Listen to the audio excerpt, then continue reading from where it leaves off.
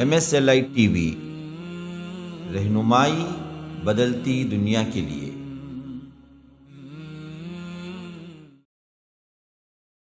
Society کیا ہے؟ اس کی اکائی ایک میاں بیوی ہے، اسی سے خاندان بنتا ہے، قبیلہ بنتا ہے، بستیاں بنتی ہیں، شہر آباد ہوتے ہیں اور پوری دنیا آباد ہوتی ہے۔ اس کے پیچھے ایک مرد اور ایک عورت ہیں، تو ایک مرد اور ایک عورت اگر سدھر جائے نا تو معاشرہ سدھر جائے گا۔ شریعت یہی کہتی ہے۔ ہاں، بالجماع صرف عورتیں ہوں سفر نہیں کر سکتی، حج کا بھی نہیں کر سکتی، لیکن تعلیم کے نام پر اکیلی بیٹی کو وہ یورپین کنٹریز میں بھیج کر پڑھانے والے، پھر اپنے آپ کو مسلمان بھی کہنے والے، یہ ڈبل اسٹینڈرڈ کیوں ہے؟ یہ کیا حال ہے ہماری سوسائٹی کا؟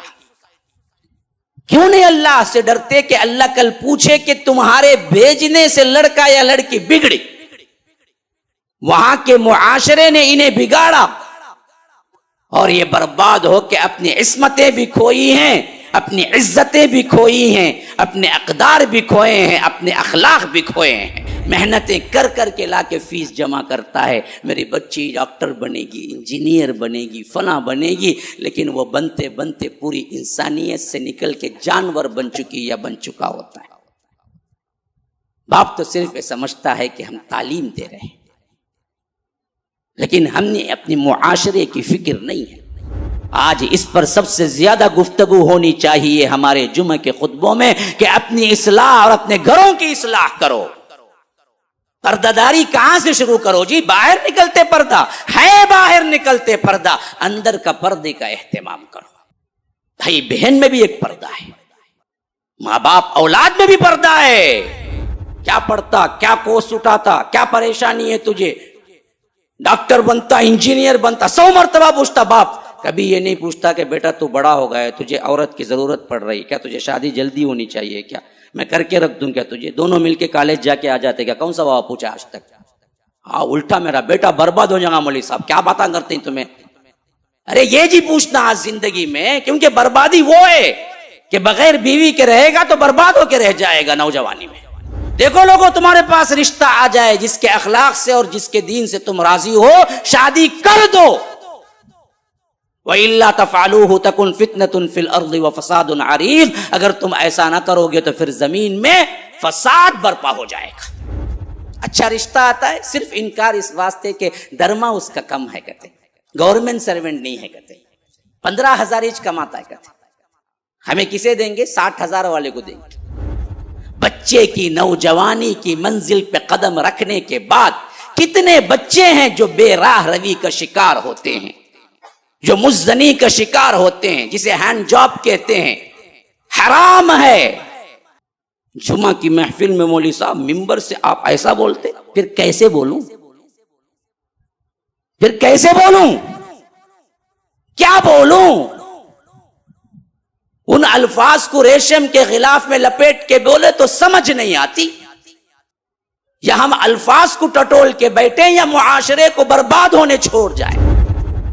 ان الحمد للہ نحمده ونستعینه ونستغفره ونؤمن به ونتوکل علیہ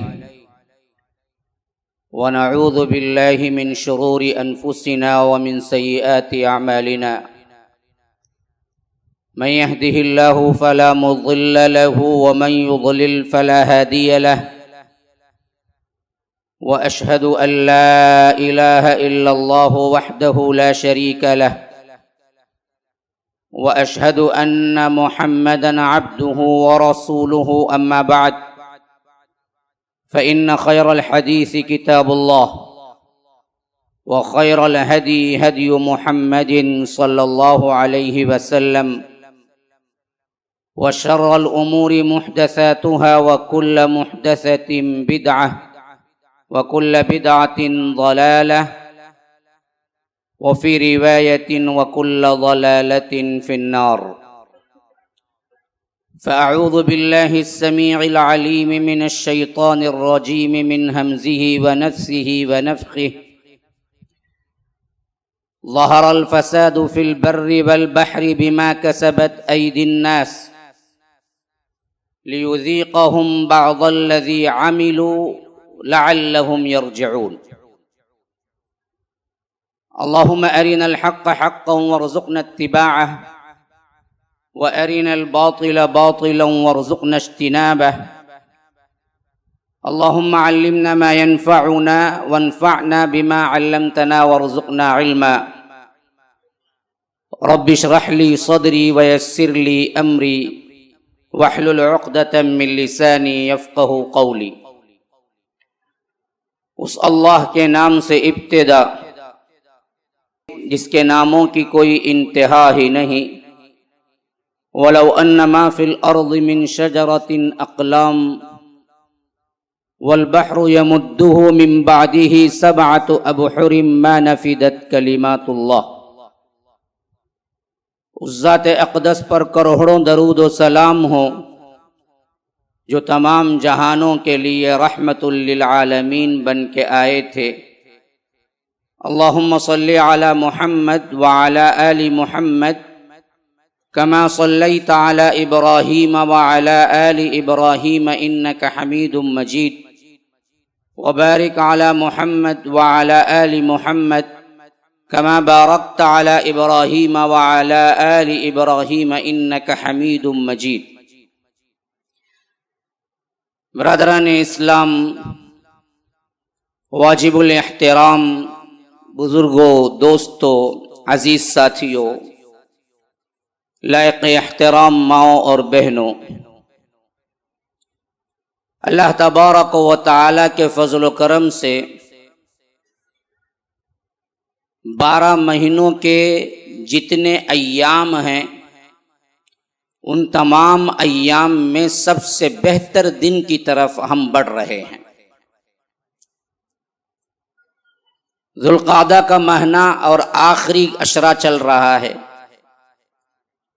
اور ذی الحج بالکل قریب ہے، جس کے اندر رب العالمین کو اللہ کی طرف بڑھنے والے، توبہ کرنے والے، روزہ رکھنے والے، نوافل کو ادا کرنے والے، اللہ کے لیے قربانی کرنے والے بے انتہا پسند ہیں. اور اللہ تبارک و تعالی نے ان دنوں کی قسمیں کھائی ہیں. اس اعتبار سے مفسرین کا کہنا یہ ہے کہ ایام کے اعتبار سے، دنوں کے اعتبار سے افضل ترین دن رمضان المبارک کے آخری عشرے سے بھی بہترین افضل ترین دن اگر ہیں تو وہ ذی الحج کے 10 دن ہیں جو بالکل قریب آ چکے ہیں. اب اس حیثیت سے تیاری کے اعتبار سے جو لوگ قربانی دینا چاہتے ہیں، چاند دیکھنے کے بعد وہ اپنے ناخن اور بال نہ کاٹیں، یہ اللہ کے رسول صلی اللہ علیہ وسلم نے ہدایت دی ہے. یہ ہدایت اسی طرح ہے جس طرح تیاری کے لیے کوئی نشانی دماغ میں رہنی چاہیے کہ ہم رب العالمین کے لیے سراپا اطاعت بن جانے والے ہیں. یہ ذہن نشین رہے کہ اللہ رب العالمین کے لیے ہم آج دمبا قربان کر رہے ہیں، لیکن رب کے کہنے پر رب العالمین ہمیں حکم دے تو جان قربان کرنے سے بھی زری نہ کریں. اس حیثیت سے یہ یاد دہانی آپ لوگوں کو بھی رکھ لینا چاہیے کہ ذی الحج کا چاند نظر آ گیا تو پھر ناخن اور بال نہ کاٹیں. وہ اشخاص جو قربانی کرنا چاہتے ہیں ان اشخاص کے پورے خاندانوں پر نہیں ہے یا پورے اہل و عیال پر یہ بات نہیں ہے، بچوں کے لیے نہیں ہے، یہ ان اشخاص کے لیے ہے جو قربانی کرنا چاہتے ہیں، ان کے لیے ہے، بقیہ لوگوں کے لیے نہیں ہے. تو اس تیاری کے اعتبار سے یہ بھی ذہن میں رکھیے کہ ان دنوں کے روزے افضل ہیں، لیکن سب سے افضل ترین روزہ 9 ذی الحج کا ہے. بقیہ ایام کے روزے نوافل ہیں، ضروری نہیں ہیں. یہ چند باتیں میں نے خطبے کے ابتدا میں اس واسطے کہہ دی کہ پتہ نہیں اگلا جمعہ شروع ہونے سے پہلے ذی الحج کا چاند نظر آ گیا تو پھر وہ باتیں جو ایک حکمن درجہ رکھتی ہیں وہ کہنے سے میں محروم رہ جاؤں گا۔ جو آیت میں نے تلاوت کی ہے، اللہ رب العالمین نے اس میں فرمایا کہ زمین اور خشکی اور تری، یعنی بحر و بر میں، بحر کہتے ہیں سمندری علاقے کے جتنے بھی چیزیں ہیں، جہاں پر بھی زمینیں ہیں اس کے اوپر سمندر ہے۔ ظہر الفساد فی البر والبحر، دیکھو زمین میں بھی، تری میں بھی، خشکی میں بھی، سمندر میں بھی، ہر طرف فساد ہی فساد پھیل گیا ہے۔ ظہر الفساد فی البر والبحر۔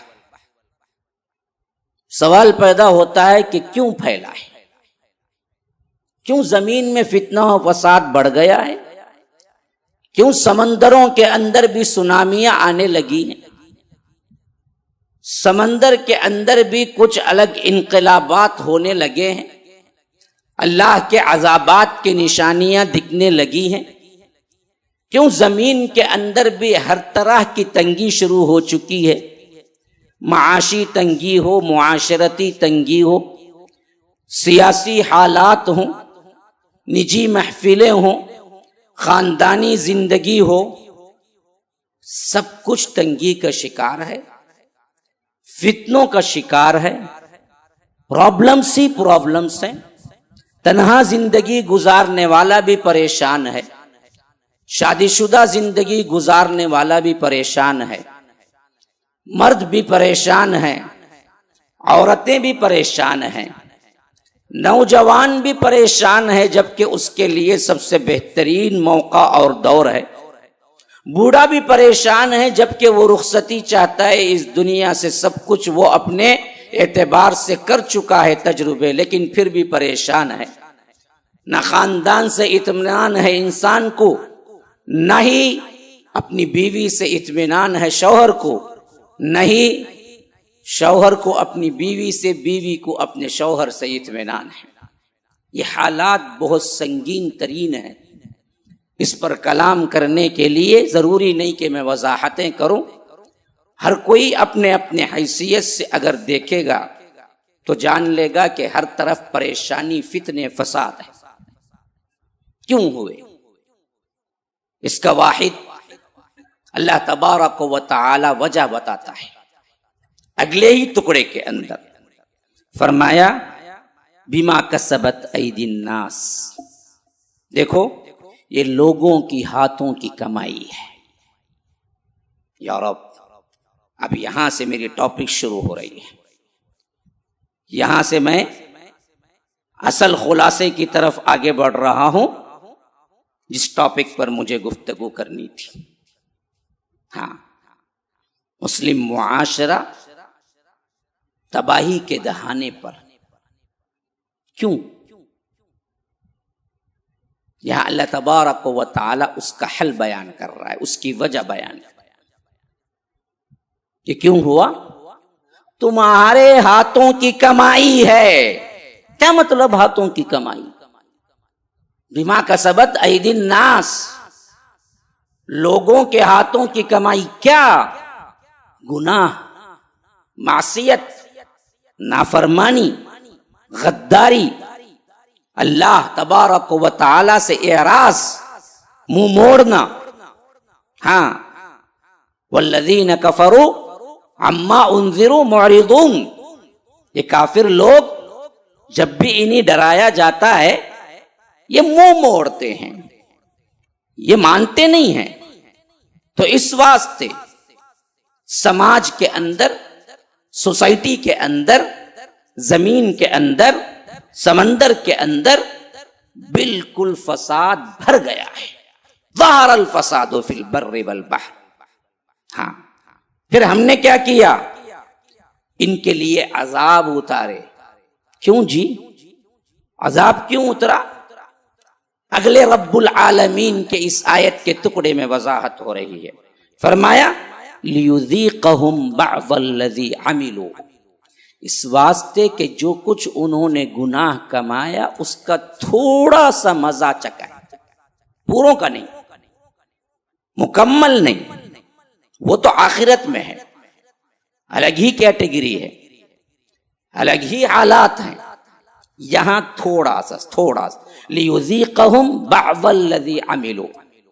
اچھا یہ تھوڑا سا بھی یہاں کیوں چکا دیا؟ ہاں اصل میں آخرت تو نتیجے کا دن ہے نا، پھر یہاں سزا کیوں؟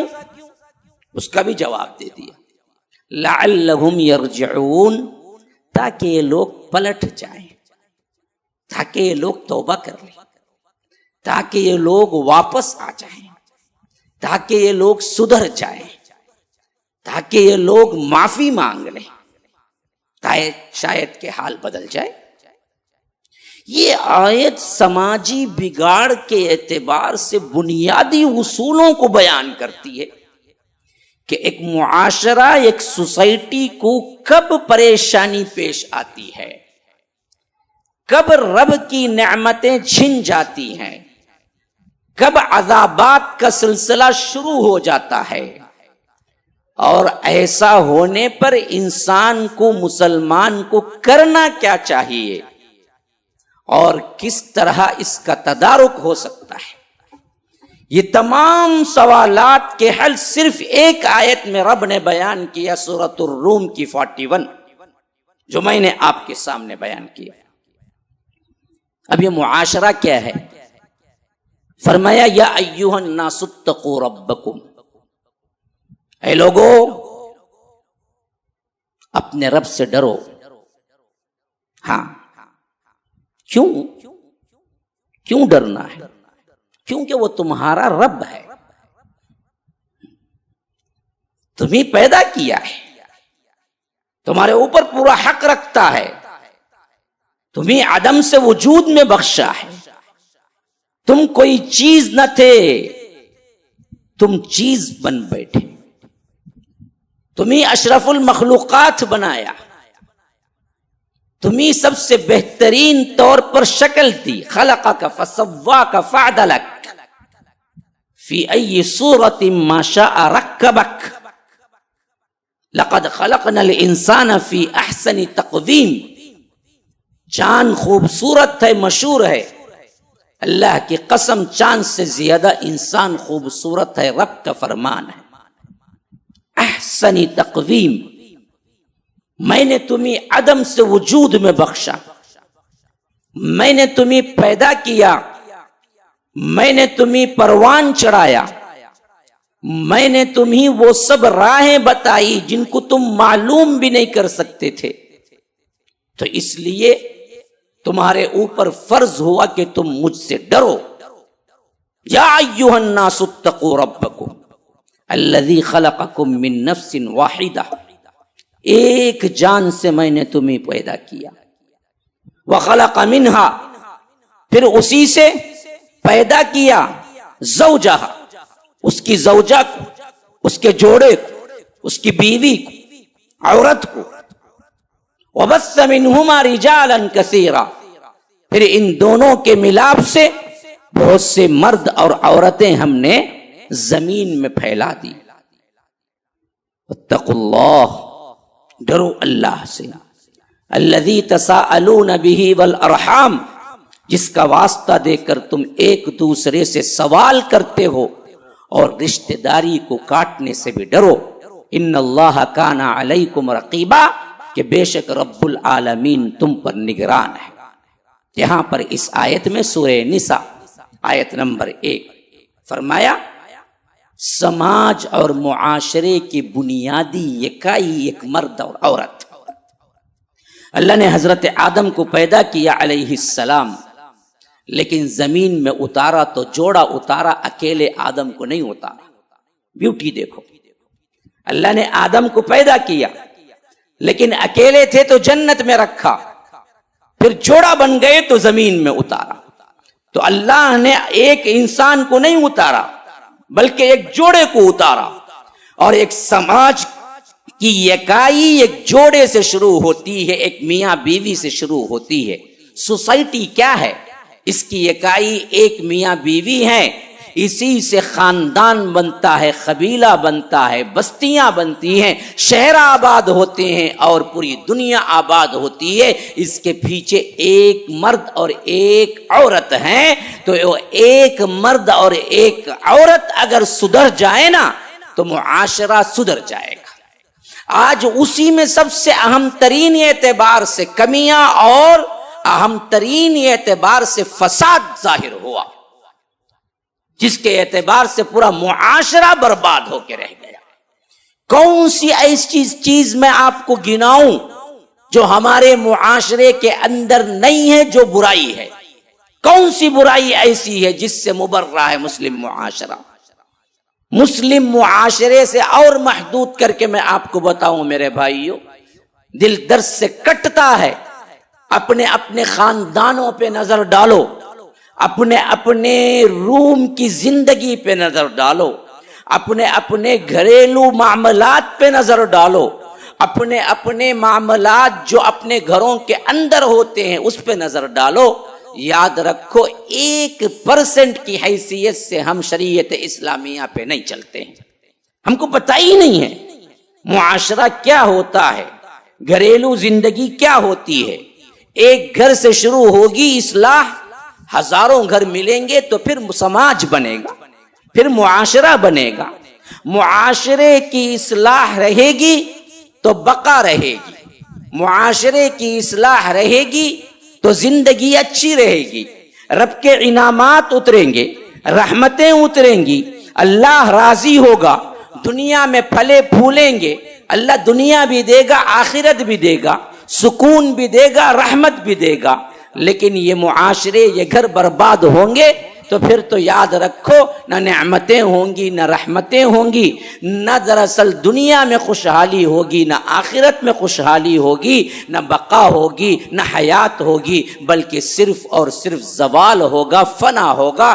آج وہی فنا کے گھاٹ کے بالکل قریب مسلم معاشرہ پہنچ چکا ہے۔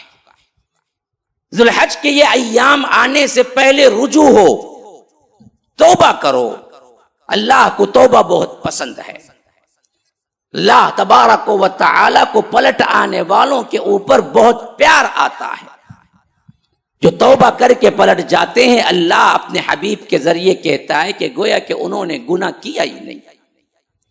تو اس حیثیت سے ایک ریمائنڈر ہے، ایک یاد دہانی ہے جو میں آپ کے سامنے بیان کر رہا ہوں۔ اپنے معاشرتی زندگی کی اصلاح کے اعتبار سے سب سے پہلے اپنے گھر کے ایک مرد ایک عورت سے شروع کرو، جو اگر اولاد والے ہو جائیں تو ماں باپ بن جاتے ہیں، اور شادی شدہ ہوتے ہیں تو میاں بیوی بنتے ہیں۔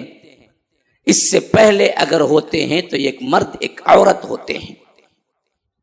مرد اور عورت کی اصلاح پھر بچے سے شروع ہوتی ہے جو اس کے ماں باپ ہوتے ہیں۔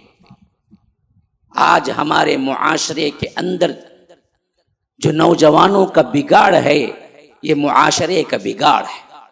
میرے بھائیو سمجھو اچھی طرح، سماج کے بگاڑ سے زمین میں فساد ہوتا ہے، معاشرے کے بگاڑ سے زمین میں فساد ہوتا ہے، اللہ کی رحمتیں روٹ جاتی ہیں۔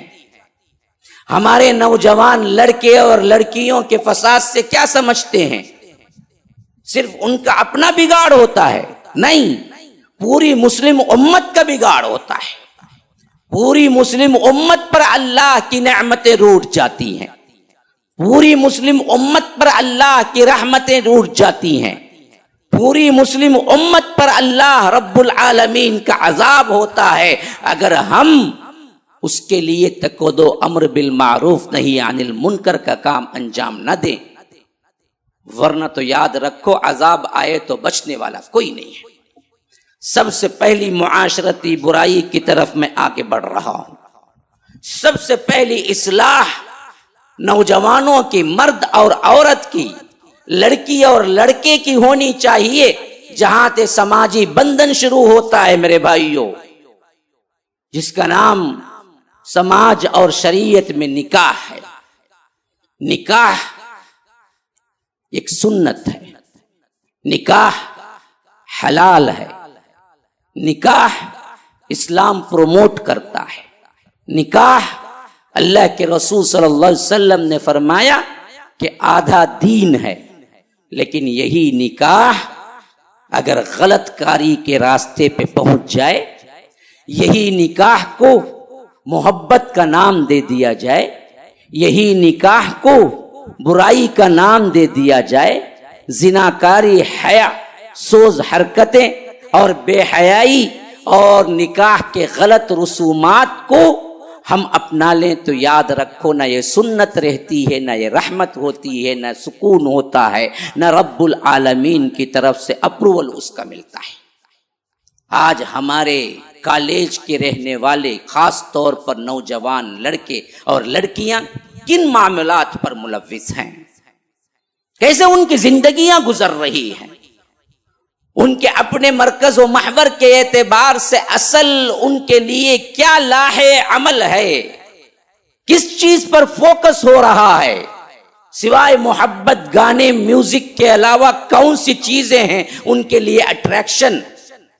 دوسری طرف پڑھاکو لڑکے یا پڑھانے والے ماں باپ، ان کا مطمع نظر آخری کیا ہے کہ بچہ ڈگری ہولڈر بن جائے، تعلیم یافتہ بن جائے، فلاں ہو جائے، فلاں ہو جائے. اس کے علاوہ اس کی تربیت و اخلاق اور اس کی عصمت کے اعتبار سے کون ہے جو اپنے دل کے اندر درد رکھتا ہو.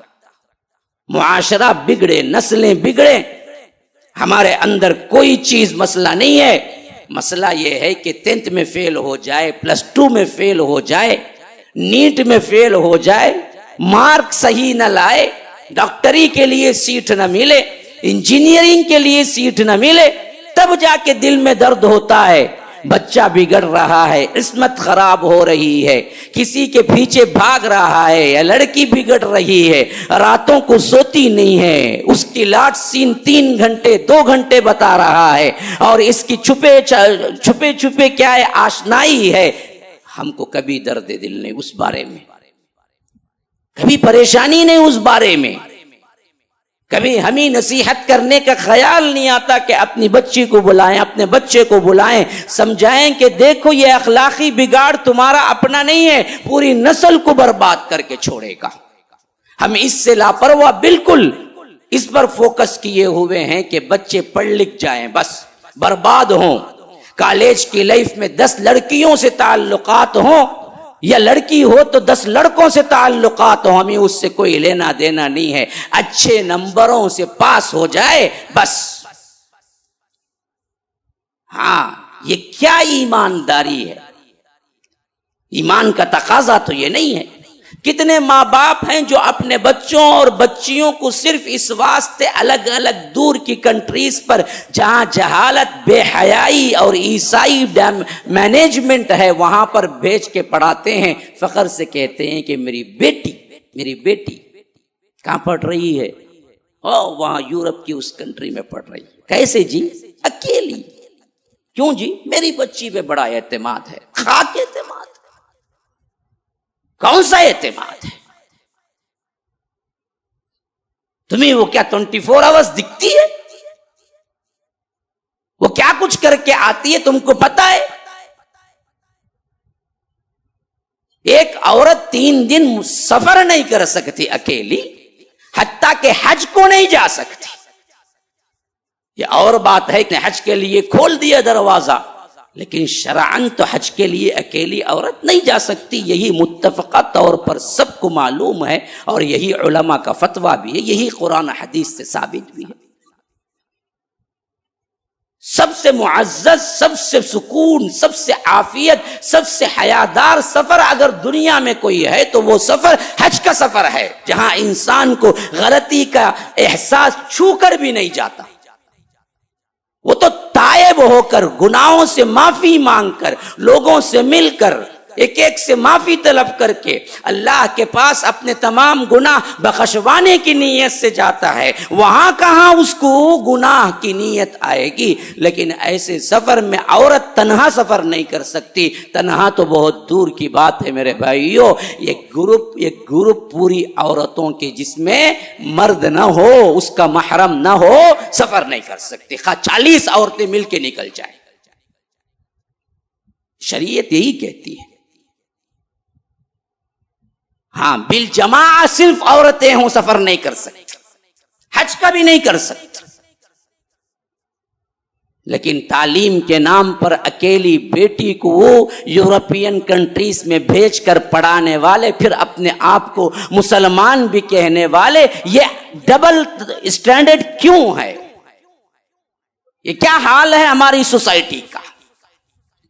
کیوں نہیں اللہ سے ڈرتے کہ اللہ کل پوچھے کہ تمہارے بھیجنے سے لڑکا یا لڑکی بگڑی, وہاں کے معاشرے نے انہیں بگاڑا اور یہ برباد ہو کے اپنی عصمتیں بھی کھوئی ہیں, اپنی عزتیں بھی کھوئی ہیں, اپنے اقدار بھی کھوئے ہیں, اپنے اخلاق بھی کھوئے ہیں. ہاں گھر کے اندر رہتے ہوئے, اچھی دینداری رہتے ہوئے, اچھے ماں باپ ملتے ہوئے, اچھے ان کے اوپر اسلامی شریعت کو ہم نافذ کرتے ہوئے, بولتے ہوئے بھی ہماری حالت یہ ہے کہ وضع میں تم ہو نصارا تو تمدن میں ہنود. یہ مسلمان ہیں جنہیں دیکھ کے شرمائے یہود, تم میں سید بھی ہو, مرزا بھی ہو, افغان بھی ہو, تم سبھی کچھ ہو, بتاؤ تو مسلمان بھی ہو. ہماری تہذیبیں بگڑ گئی, ہماری ثقافت بگڑ گئی, ہمارے اخلاق بگڑ گئے, ہمارے عادات بگڑ گئے. یہ حالت خود اپنی کنٹری میں, اپنی بستی میں, اپنے شہر میں, اپنے گھر میں دینداری کے اعتبار سے اچھے گھرانے سے تعلق رکھنے والے فرد کی حیثیت سے یہ حال ہے, تو جہاں دینداری کا نام و نشان بھی نہیں, وہاں بھیج کر پڑھا کر بچہ ڈاکٹر انجینئر بن کے آئے گا تو خوشی سے نعرہ لگانے والے وہ ماں باپ پر تف ہے کہ تم نے ان کی دینداری کی پاسداری نہ کی. معاشرہ بگڑے گا تو کیوں نہیں بگڑے گا؟ جو اکائی ہے وہاں سے خرابی شروع ہوگی تو پھل کہاں سے اچھا آئے گا؟ اصل تو جڑ سے ہی ہونی چاہیے پھل آنے کے لیے. آپ شاخوں پہ پانی ڈالتے رہیں اور جڑ میں کیڑا لگ چکا ہے تو کہاں سے پھل اچھا آئے گا؟ جس خاندان کے لیے جڑ کی حیثیت رکھتے ہیں ایک مرد ایک عورت, جو آگے چل کے میاں بیوی اور آگے چل کے ماں باپ بنتے ہیں, اگر ان میں کیڑا لگ چکا ہے تو پھر کہاں سے آئے گا پھل؟ معاشرہ تو برباد ہو کے رہنا ہے, ہو رہا ہے. بچے کی نوجوانی کی منزل پہ قدم رکھنے کے بعد کتنے بچے ہیں جو بے راہ روی کا شکار ہوتے ہیں, جو مزدنی کا شکار ہوتے ہیں, جسے ہینڈ جاب کہتے ہیں. حرام ہے. جمعہ کی محفل میں مولوی صاحب ممبر سے آپ ایسا بولتے, پھر کیسے بولوں, پھر کیسے بولوں, کیا بولوں؟ ان الفاظ کو ریشم کے غلاف میں لپیٹ کے بولے تو سمجھ نہیں آتی, یا ہم الفاظ کو ٹٹول کے بیٹھیں یا معاشرے کو برباد ہونے چھوڑ جائیں. درد ہوتا ہے کہ معاشرے میں ان کے ماں باپ خود ان کو بولنے والے نہیں, کیا صحیح کیا غلط. صحت گئی, رات کی نیندیں گئی, بے سکونی, جسم گھٹا, لاغر ہو گیا.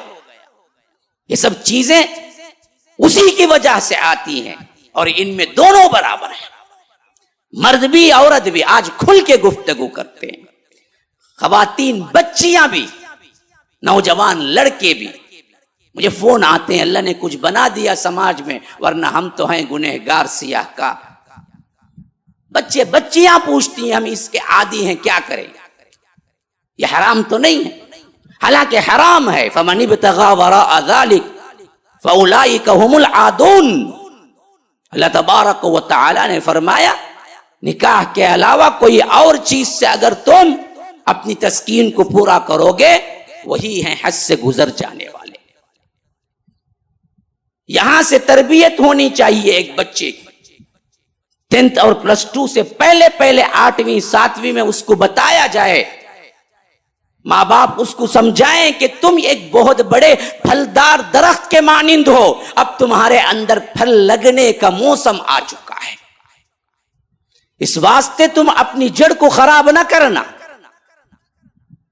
تم اگر اپنی صحت برقرار رکھو گے تو یہاں سے ایک بہترین نسل شروع ہوگی، بہترین خاندان شروع ہوگا۔ وہ خاندان میں بعید نہیں کہ کوئی ابو حنیفہ پیدا ہو جائے، کوئی امام بخاری پیدا ہو جائے، کوئی امام مسلم پیدا ہو جائے، کوئی صلاح الدین ایوبی پیدا ہو جائے، کوئی خالد ابن الولید پیدا ہو جائے، لیکن کہاں ہیں وہ مائیں جو ان جیسے بچوں کو لے آئیں گی؟ کیونکہ مائیں شادی سے پہلے بگڑ چکی ہیں، باپ شادی سے پہلے بگڑ چکا ہے، تو اولاد کہاں سے پھل لائے گی، کہاں سے اچھی بنے گی؟ پھر معاشرہ کیوں اچھا بنے گا؟ کیوں تابعدار بنے گا؟ کیوں اللہ والا بنے گا؟ یہ برائیاں اتنی عام ہو چکی ہیں کہ آج تو میں سن رہا تھا، ابھی میرے ایک طالب علم سے جنڈر تک پر گفتگو ہو رہی ہے کہ آدمی کو اپنا اس کا اختیار ہونا چاہیے کہ وہ پیدا ہونے کے بعد طے کرے کہ میں کون سے جنڈر میں ہوں، میل ہوں یا فیمیل، وہ خود تبدیل کر لے۔ ہاں، اس کے لیے ہم سب اپروو کر رہے ہیں۔ کمپنیز کے اندر بڑے بڑے عہدوں میں رہنے والے میٹنگ کر کے لوگوں کو بتا رہے ہیں کہ یہ سیکس کی تبدیلی کر لینا، میل فیمیل بن جانا، فیمیل میل بن جانا، کوئی بڑی کیا ہے غلطی نہیں ہے، بلکہ اس کی اپنی چوائس ہے، اس پر ہمیں اعتراض نہیں کرنا چاہیے۔ ماحول کریٹ کیا جا رہا ہے ایسا کہ گناہ کو گناہ ہی نہ سمجھو، بہت سالوں سے، لیکن اب کیا ہے، اس کی انتہا ہے بالکل۔ پہلے زنا کو موویز کی شکل میں اتنا دہرایا گیا، اتنا کہ اب زنا بھی بالکل عام معمول ہو گیا۔ بھائی اس کی چاہت ہے، دو محبت کرتے ہیں، دو ملتے ہیں، ہم کو کیا اعتراض ہونا چاہیے؟ اعتراض تو نہیں کرنا چاہیے، ان کا اپنا پرسنل معاملہ ہے، وہ کسی سے ملے، کسی کو چھوڑ دیں، کسی کے ساتھ راز گزارے، کسی کے ساتھ دن گزارے، ہمیں منہ کھولنے کا حق کس نے دیا ہے؟ کہ غیر مسلموں میں نہیں میرے بھائیوں، مسلمانوں کے اندر بھی یہی طبیعتیں، یہی اٹھان، یہی سوچ پرورش پا رہی ہے نوجوانوں میں، اور ماں باپ بے خبر۔ ہاں، جو کہتے ہیں نا گدھے کسی مزدوری، گدھے کسی کیا ہے محنتیں کر کر کے لا کے فیس جمع کرتا ہے، میری بچی ڈاکٹر بنے گی، انجینئر بنے گی، فلاں بنے گی، لیکن وہ بنتے بنتے پوری انسانیت سے نکل کے جانور بن چکی یا بن چکا ہوتا ہے۔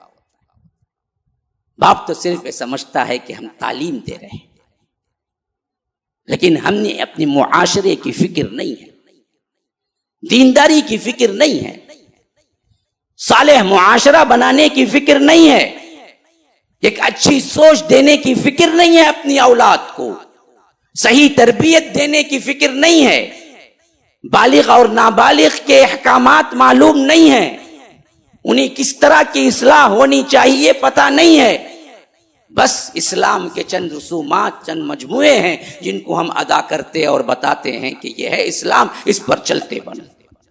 نوجوان اپنی پریشانیاں کس سے اظہار کرے؟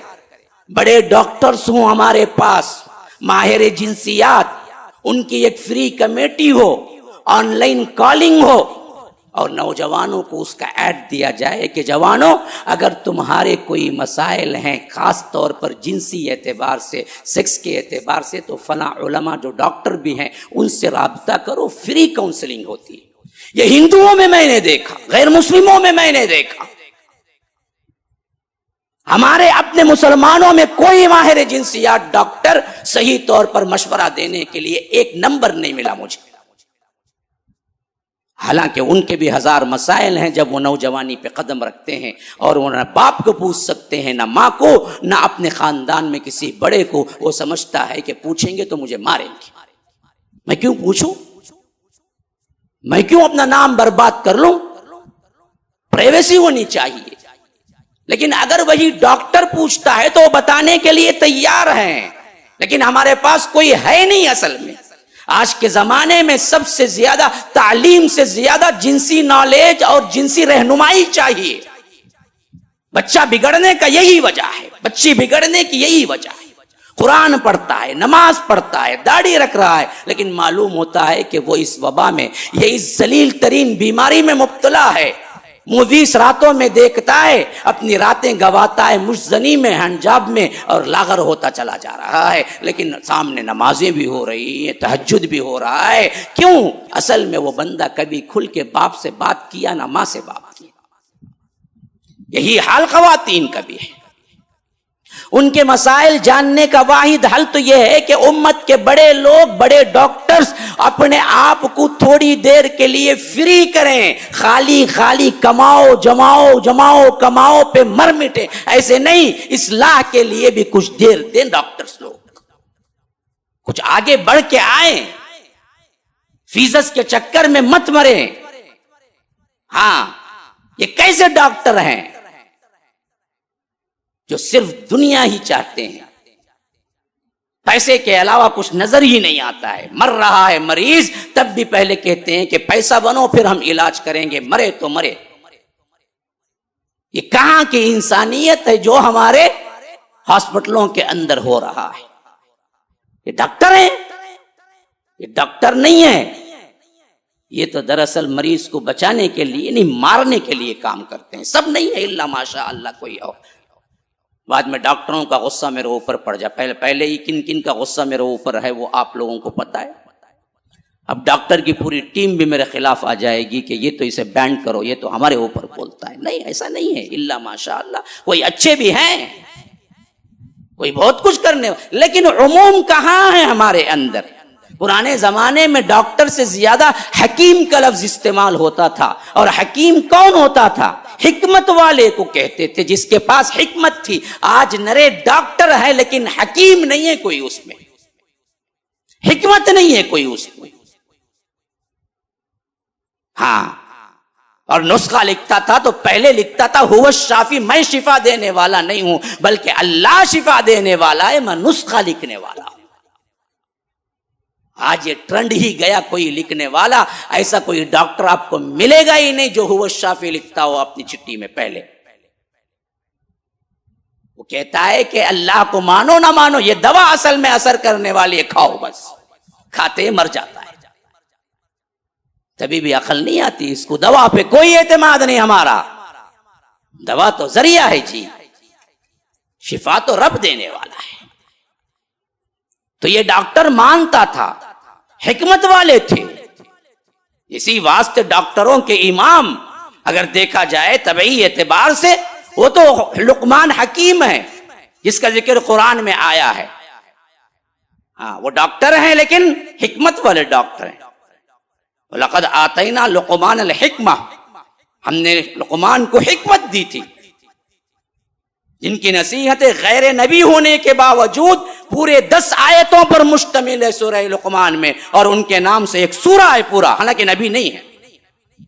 ہاں، علماء و مفسرین کا یہی اتفاق ہے کہ حضرت لقمان نبی نہیں ہے. اللہ نے انہیں حکمت دی تھی. حکمت اس لیے اعلیٰ پیمانے پہ تھی کہ اللہ نے ان کی نام کی صورت رکھی، ان کی نصیحتوں کو قرآن میں رکھ دیا، جس میں سب سے پہلی نصیحت بھی وہ بچے ہی کو کرتے ہیں. وَإِذْ قَالَ لُقْمَانُ لِابْنِهِ، یاد کرو وہ موقع جب اپنے بیٹے سے لقمان نے کہا تھا. وَهُوَ يَعِظُهُ، حال کیا تھا اس وقت؟ وہ اپنے بیٹے سے واعظ کر رہے تھے، نصیحت کر رہے تھے. کتنے باپ ہیں جو بیٹوں کو نصیحت کرتے ہیں؟ ایسے باپ تو مل جائیں گے جو مارتے ہیں، ایسے باپ تو مل جائیں گے جو ڈکٹیٹرشپ کرتے ہیں، ایسے باپ تو مل جائیں گے جو ان کی حاجتیں پوری کر دیتے ہیں. کیا بیٹا ہونا؟ ابا 1000 روپے ہونا. لے،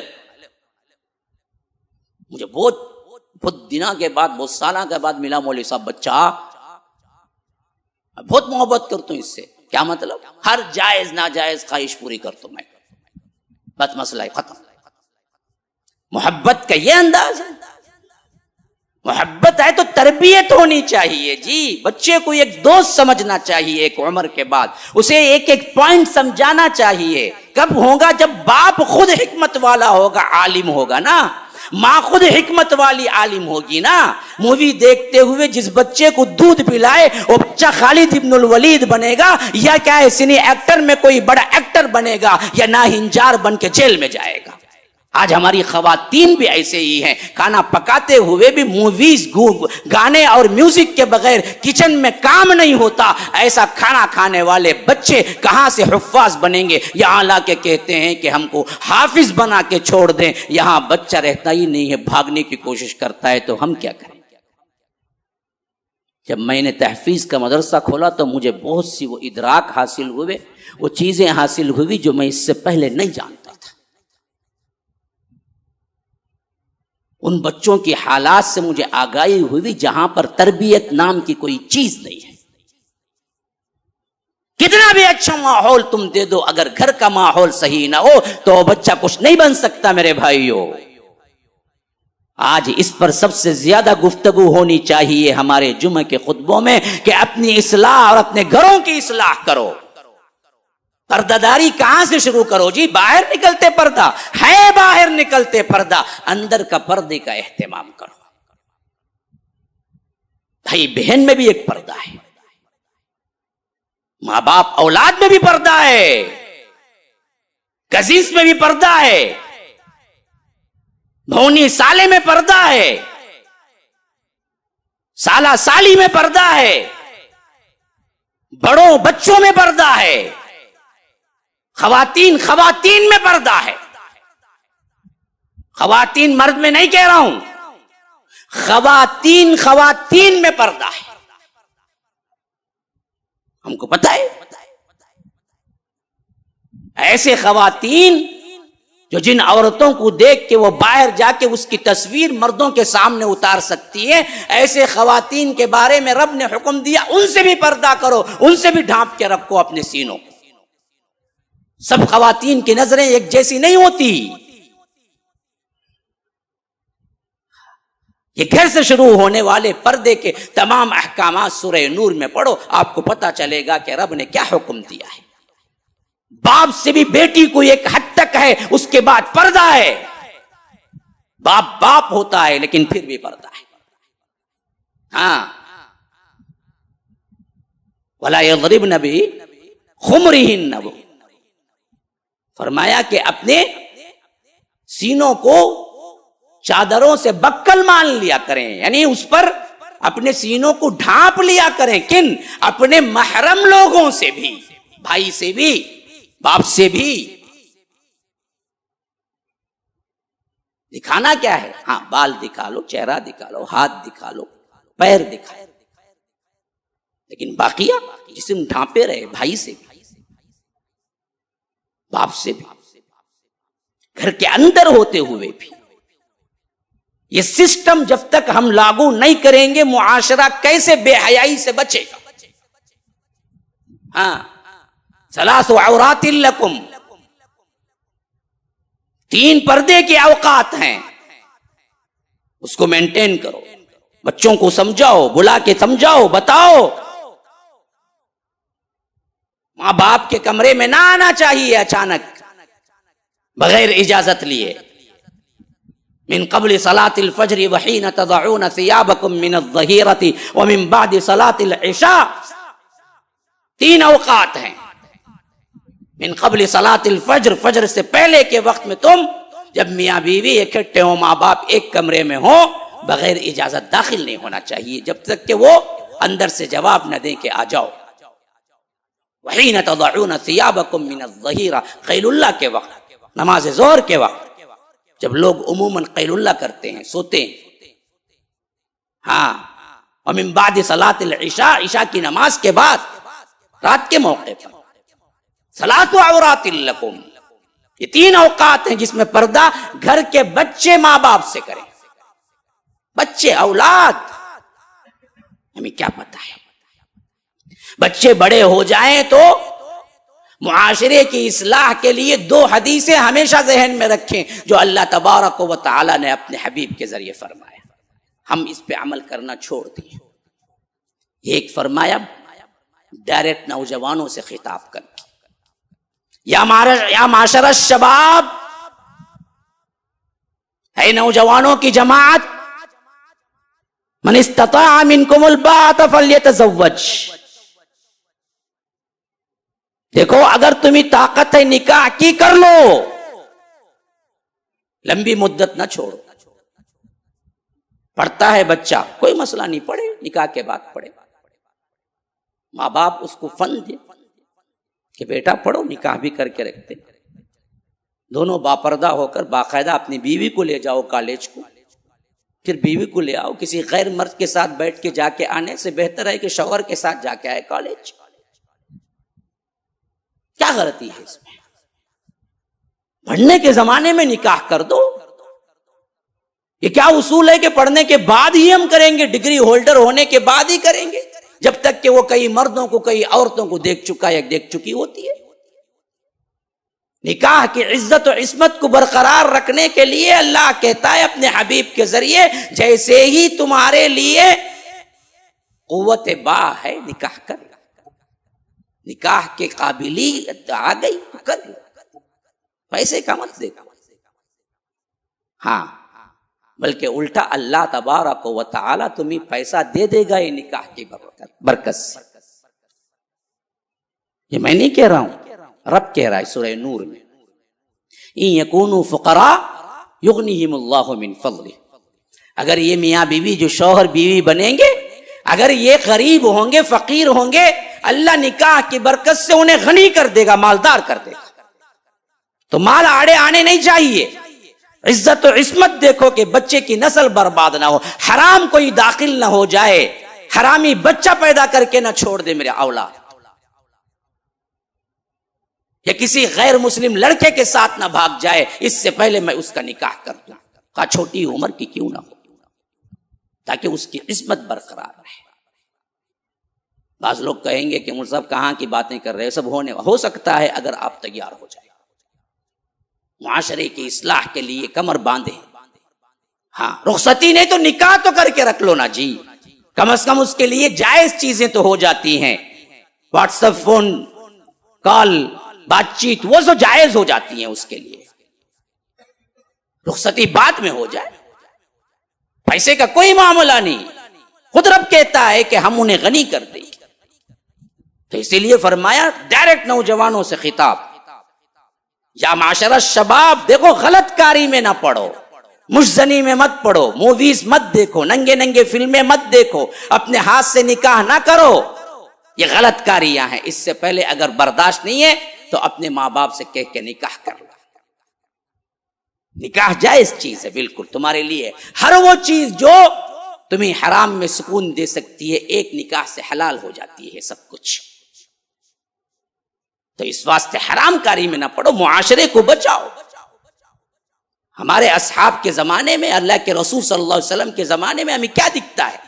یہی تو دکھتا ہے کہ شادیوں کے لیے انہوں نے کبھی ویٹ نہیں کیا، عمریں نہیں گزاری، مالداری کمانے کے لیے کسی بچے کو بٹھا کے نہیں رکھا کہ برباد ہو جائے. شادیوں کو انہوں نے بہت سہل رکھا، بہت سہل رکھا کہ جیسے بھی جب بھی بن آئے فوری طور پر شادی کر کے دے دیں، یا اپنی بھی حاجت ہو تو بیٹے سے بیان کر کے شادی کر لے. انہوں نے کبھی ان چیزوں کو غلط نہیں سمجھا. وہ روایت مشہور نہیں ہے جب حضرت عمر جا رہے تھے تو کوئی بندی اپنی ماں بیٹی سے کہہ رہی تھی کہ بیٹی ذرا دودھ میں زیادہ پانی ملا دو، اس واسطے کہ آج دودھ بکریوں نے کم دیا ہے. بچی نے کہا کہ ماں امیر المومنین کا حکم ہے کہ بیچنے والے دودھ میں پانی نہ ملائیں، پینے والے دودھ میں آپ جتنا چاہے ملا لیں. ہاں پاؤ گلاس میں کیا کریں، 2 گلاس پانی ملا کے پی لیں، تمہاری اپنی مرضی ہے، لیکن بیچنے والے دودھ میں نہ ملائیں، دھوکہ نہ دیں لوگوں کو. تو ماں نے کہا کہ بیٹی کہاں امیر المومنین ہم کو دیکھ رہے ہیں، اگر ہم ملائیں تو کہاں امیر المومنین ہم کو دیکھ رہے ہیں کہ پوچھیں گے. حضرت عمر دروازے کے باہر کھڑے سن رہے تھے، کبھی کبھی راؤنڈز پہ نکلتے تھے اپنے دور خلافت میں، اتفاق سے وہ گھر کے بالکل سامنے کھڑے ہو کے سن رہے تھے. اس رات کو جب یہ ماں بیٹی بات کر رہی تھی تو بیٹی نے جواب دیا کہ اماں بھلا امیر المومنین نہیں سن رہے ہیں لیکن امیر المومنین کا رب تو دیکھ رہا ہے.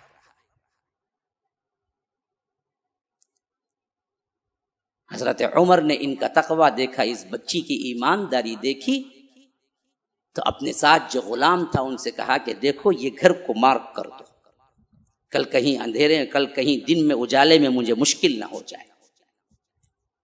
پھر اپنے بچوں کو جمع کیا اور کہا کہ بیٹو، سب شادی شدہ تھے، ہاں کوئی ان میں ایسا نہیں تھا کہ کنوارا ہے ان کو بلا کے شادی کرنے کے لیے کہا جا رہا ہے، بیٹے تھے سب شادی شدہ ہی تھے۔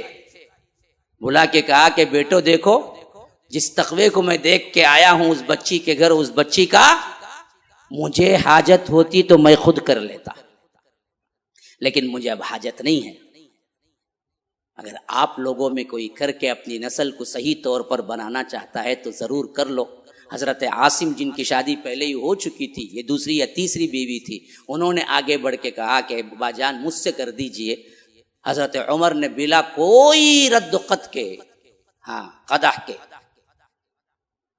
تیری تو شادی ہو گئی نا، دوسری کیوں کرتا؟ باپ ہی دوسری کر کے رکھتا، تیسری بھی اب نہیں کر کو رکھتے، بولو انہیں ڈھونڈ کو لو کر کو لولان ہوتا بعد میں۔ کر کے رکھنے میں حرج کیا جی ہے؟ معاشرے میں بگاڑ نہ ہو، اصل مسئلہ تو یہ ہے نا۔ تو حضرت عمر نے جب کر کے رکھا، اسی بچی کے یوں سمجھو کہ بیٹے کی بیٹی کے بیٹے عمر بن عبدالعزیز بنے، خلیفہ خامس جن کو کہتے ہیں۔ کن کی نسل سے آئے وہ؟ اسی بچی کے، پڑنانی ہوتی ہے یہ بچی حضرت عمر بن عبدالعزیز کے، جن کے خلافت کا ڈنکا یوں بجا، جن کے تقوی اتقاء زہد کا اتنا ٹنکا بجا کہ آخر تاریخ کو کہنا پڑا کہ خلافت راشدہ، خلافت علی منہاج النبوہ کے تحت حکومت کرنے والے کوئی بعد میں آئے صحابہ کے بعد تو وہ ہیں عمر بن عبدالعزیز، خلیفہ خامس کا لقب دیا۔ تو سب سے پہلے تو بگاڑ کہاں سے آتا ہے؟ ماں باپ نوجوانوں کو صحیح رہنمائی نہیں کرتے، ان کے جذبات کا خیال نہیں کرتے، انہیں پوچھتے نہیں ان کے اندرونی اتار چڑھاؤ، زندگی میں جو بلوغت کی نشانیاں ان کے اندر آئی ہیں وہ کیا ہیں، کیسے ٹیکل کریں، اور تمہیں ضرورت کیا ہے، کیا پڑھتا، کیا کورس اٹھاتا، کیا پریشانی ہے تجھے، ڈاکٹر بنتا، انجینئر بنتا، 100 مرتبہ پوچھتا باپ، کبھی یہ نہیں پوچھتا کہ بیٹا تو بڑا ہو گیا ہے، تجھے عورت کی ضرورت پڑ رہی، کیا تجھے شادی جلدی ہونی چاہیے، کیا میں کر کے رکھ دوں، کیا تجھے دونوں مل کے کالج جا کے آ جاتے، کیا کون سا بابا پوچھا آج تک؟ ہاں الٹا میرا بیٹا برباد ہو جائے گا، مولوی صاحب کیا باتاں کرتے ہیں تمہیں؟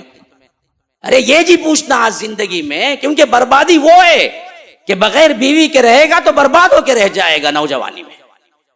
اتنا زیادہ لٹریچر، اتنا زیادہ میڈیا، اتنی زیادہ کیا فحاشی اور عریانی دنیا میں پھیل چکی ہے، کوئی نوجوان صحیح نہیں رہ سکتا بغیر بیوی کے، اور بغیر بیوی کے 30 سال گزار کے ہی پتا میں بالکل کیا ہے پارسا ہوں تو پکا جھوٹا ہے، پارسا وغیرہ کچھ نہیں ہے، ہاں پریکٹیکلی ہے ہی نہیں، ایسا ہو سکتا، اتنا خراب زمانہ ہے یہ زمانہ۔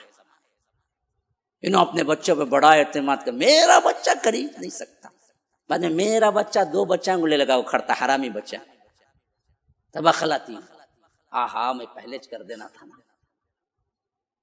معاشرے کو سدھارو تو یہاں سے سدھارو، اسی لیے ڈائریکٹ حکم دیا، من استطاع منکم الباءۃ فلیتزوج فانہ اغض للبصر واحسن للفرج، اس واسطے کہ تمہارے نگاہوں کو کم کر دیتا ہے، جھکے رہنے میں مدد دیتا ہے، اور تمہارے شرمگاہ کی حفاظت کرتا ہے، کیا یہ نکاح، ادھر ادھر دیکھنے نہیں دیتا۔ اگر دیکھ لیا ولو بالفرض تو خیال آتا ارے میری بیوی کے پاس بھی تو وہی ہے، اس لیے حدیث میں آیا کہ اگر کسی لڑکی کو دیکھو اور برا خیال آئے تو فوراً اپنی بیوی کے پاس جاؤ اور صحبت کر لو، کیونکہ جو اس سے تم چاہتے تھے وہی تمہاری بیوی کے پاس بھی ہے، حدیث کے الفاظ۔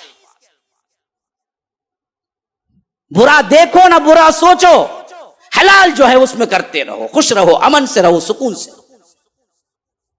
ہاں لیکن اگر ہو نہ سکے تو فرمایا فعلیہ بالصوم، روزہ رکھو، فإن لہ وجاء، یہ شہوت کو توڑتا ہے۔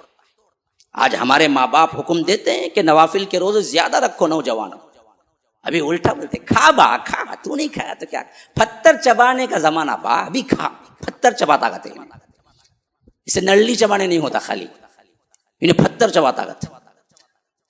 بچپن میں پورے داڑھاں خراب ہو کے، پورے دانتاں خراب ہو کے حالت خراب ہو جاتی اس کی، یہ وہ کھاکو، انہیں کہاں سے پتھر چبائیں؟ ہر نیا فاسٹ فوڈ کا دکان، ہر نئی ہوٹل جہاں کھلتی ہے، پہلے نوجوانوں کو معلوم ہوتی ہے کہ کہاں ہے، اتنا کھاتا ہے، شہوت نہیں بڑھے گی۔ اصول معاشرہ تو یہ نہیں ہے نا جی اصلاح کا۔ دوسرا سب کو بتایا، یہ حدیث کہ میں بات کو ختم کروں، اذا اتاکم ممن ترضون دینہ وخلقہ فزوجوہ، دیکھو لوگوں تمہارے پاس رشتہ آ جائے جس کے اخلاق سے اور جس کے دین سے تم راضی ہو، شادی کر دو۔ وَإِلَّا تَفْعَلُوهُ تَكُنْ فِتْنَةٌ فِي الْأَرْضِ وَفَسَادٌ عَرِيضٌ، اگر تم ایسا نہ کرو گے تو پھر زمین میں فساد برپا ہو جائے گا۔ دیکھنا کیا نہیں ہے، بچہ انجینئر ہے، ڈاکٹر ہے، گورا ہے، اسمارٹ ہے، اونچا ہے، فلاں ہے، کیا ہے، پیسہ ہے، نہیں۔ ماں باپ کو، بڑوں کو حکم دیا گیا شادی کے سلسلے میں دیکھو تو کیا دیکھو، اخلاق دین دیکھو، یہ دو اگر صحیح ہو جائیں تو کر دو اس کے ساتھ، نہیں کرو گے تو پھر تو پورے سماج میں فتنہ و فساد برپا ہو جائے گا۔ یہی ہو رہا ہے آج، یہی تو ہو رہا ہے۔ اچھا رشتہ آتا ہے، صرف انکار اس واسطے کہ درما اس کا کم ہے کہتے، گورنمنٹ سروینٹ نہیں ہے کہتے، 15,000 ایچ کماتا ہے کہتے، ہاں ہمیں کسے دیں گے؟ 60,000 والے کو دیں گے، ہمیں کسے دیں گے؟ آئی ٹی فیلڈ کے آدمی کو دیں گے، انہیں روز ایک بچی کے ساتھ مستی اڑا رہا ہے، پھر بھی کیا بھی نہیں، ہم پیسہ ہے اس کے پاس، تو بچے کیسے بنیں گے؟ اولاد اچھی پیدا ہوگی اس کی؟ ایک حرام کاری کرتے ہوئے عادی بن چکا ہے، اس سے بچہ ہوگا تو کیا بچہ اچھا ہوگا؟ یہ غلط نظر کی عورت کو آپ بیوی بنا کے لائیں گے تو صحیح اولاد تربیت کر سکے گی وہ؟ جیسے کسی اور کے ساتھ بھاگی تھی ویسے نہیں بھاگ جائے گی آپ کو بھی چھوڑ کر کسی بھی دن۔ اصل تو دین اور اخلاق دیکھو، کچھ بھی ہو، کالی کلوٹی ہو، اللہ سے ڈرنے والی ہو، ایمان والی ہو، حیادار ہو، باپردہ ہو، کر لو اس سے، اس کو ریجیکٹ نہ کرو۔ ریجیکٹ کرے گے تو میرا اپنا قول نہیں ہے، اللہ کے رسول کا قول ہے، وَإِلَّا تَفْعَلُوهُ تَكُنْ فِتْنَةٌ فِي الْأَرْضِ وَفَسَادٌ عَرِيضٌ، کہ اگر تم ایسا نہ کرو گے تو پھر زمین کے اندر بہت بڑا فساد پھیل جائے گا۔ هذا وباللہ التوفیق، صلی اللہ وسلم علی نبینا محمد۔ اسأل اللہ لی ولکم ولسائر المسلمین من کل ذنب فاستغفروه انہ هو الغفور الرحیم۔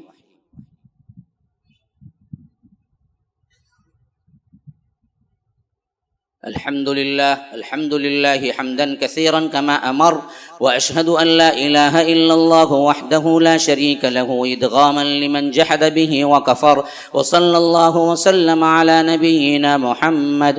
فأعوذ بالله السميع العليم من الشيطان الرجيم من همزه ونفسه ونفخه، إن الله وملائكته يصلون على النبي يا أيها الذين آمنوا صلوا عليه وسلموا تسليما۔ اللهم صل على محمد وعلى آل محمد كما صليت على إبراهيم وعلى آل إبراهيم إنك حميد مجيد، وبارك على محمد وعلى آل محمد كما باركت على إبراهيم وعلى آل إبراهيم إنك حميد مجيد، وصل على جميع الأنبياء والمرسلين والملائكة المقربين والخلفاء الراشدين، خصوصا منهم أبي بكر وعمر وعثمان وعلي رضوان الله تعالى عن الصحابة كلهم أجمعين۔ فأعوذ بالله من الشيطان الرجيم، إن الله يأمر بالعدل والإحسان وإيتاء ذي القربى وينهى عن الفحشاء والمنكر والبغي يعظكم لعلكم تذكرون، اذكروا الله يذكركم وادعوه يستجب لكم ولذكر الله أكبر والله يعلم ما تصنعون۔ السلام علیکم ورحمۃ اللہ وبرکاتہ۔ احباب کرام، گزشتہ سال کی طرح اس سال بھی شیر قربانی جو ہم ہمیشہ کرتے آ رہے ہیں رکھا گیا ہے۔ ایک حصے کی قیمت 3,800 روپیے ہے۔ رجسٹریشن جاری ہے، جو لوگ دینا چاہتے ہیں خاص طور پر پہلے دن کے لیے فوری طور پر آئیں، لیٹ نہ آئیں، بعد میں شکایتیں ہوتی ہیں۔ اور یہ بھی یاد رکھیں کہ جو لوگ گوشت کی تقسیم کے لیے ہمیں ذمہ دار بنانا چاہتے ہیں، NRIs جو لوگ ہیں یا باہر ہیں، یا وہ لوگ ہیں جو تقسیم نہیں کر سکتے ہیں، تو وہ بھی یہاں پر حصہ دے سکتے ہیں۔ ہم وہ گوشت غریبوں میں بانٹ دیں گے، اس کی ذمہ داری ہم پر ہے، تو ایسے لوگ بھی اس میں شیئر کر سکتے ہیں۔ نمبر اور آن لائن ٹرانسفر وغیرہ سب آپ ریسیپشن میں پوچھ کر جان لے سکتے ہیں۔ جزاکم اللہ خیرا۔